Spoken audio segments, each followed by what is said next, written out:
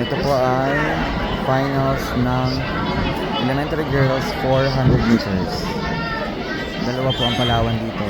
Lane number 1, ay lane number 2, sorry, and lane number 3.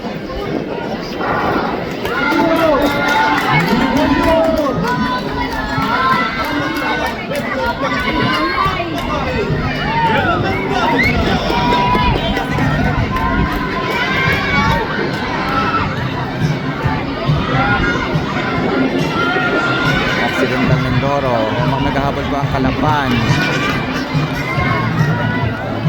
Occidental ulit.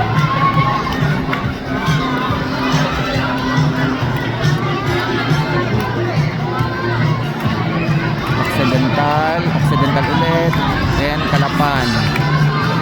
Ito na, magkakaalaman na sa kurbada.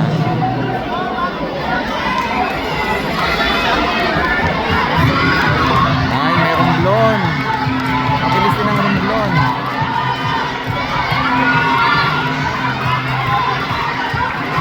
Occidental, Mindoro, rumblon. Kasunod. Ayun lang, umabol ang isa pang Occidental.